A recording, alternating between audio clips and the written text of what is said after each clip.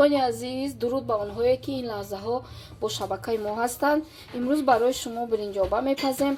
برنجوبا توصیه شده است از دوره پیش برای کسلی های گریپ، سرمازدگی و تو از اول تا به آخر شما رولک ما رو تماشا کنید دوستای مهربان ما.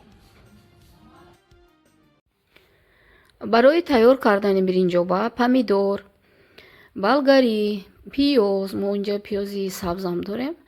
کبودی از همه نمود باشد باز بهتر است. لوبی، کمی برنج و پودینه قاق داریم ما امروز.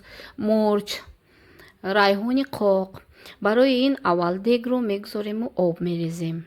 سپس بعد دیگی که آب جوشیده ایستاده است کمک میجوشد، ما پیاز رو اول ریزه کرده میاندازیم.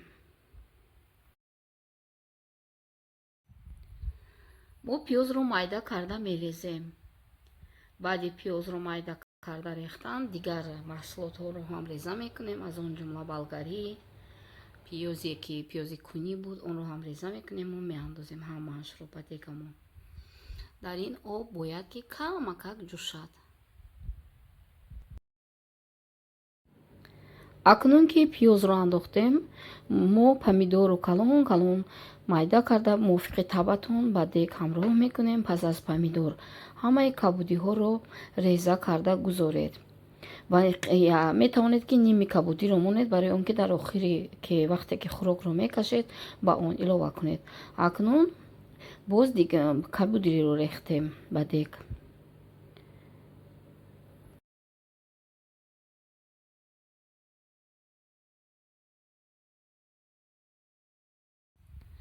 سپس پودینه قاق، ریحان قاق، مرچ رو با این خوراک تیار کردهمون که حالا جوشیده ایستاده است میاندازیم.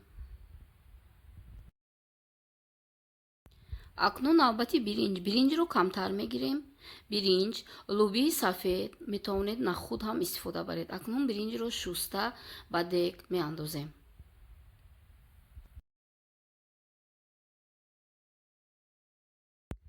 لوبی سفیدک رو شوسته با دیگ همراه میکنیم. میتونید که نخودی تر کردگی هم داشته باشید اندازید. بعضی تماما این چیز رو نمیاندازد، من میاندازم چون که با مزه میشود برنجوبای ما.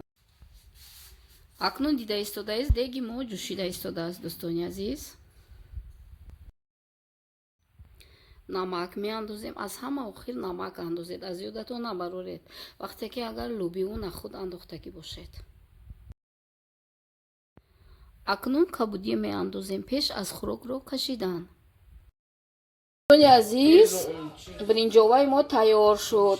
نگاه کنین چه با مزه، چه با مزه. نگاه کنین. این برای شمال خوردگی، گریپ، همه کسلای خنک زدگی فایده دارد. دوستان عزیز، بلوگران محترم، در همین جا با شما خیر خوش میکنم. حتما برنجوبا پزید. حاضر سزون گریپ اومدگی، مخصوصا در آلمان، تاجیکای آلمانی برنجوبا پزید و خورید. با ما باشید. خداوند نگهدار.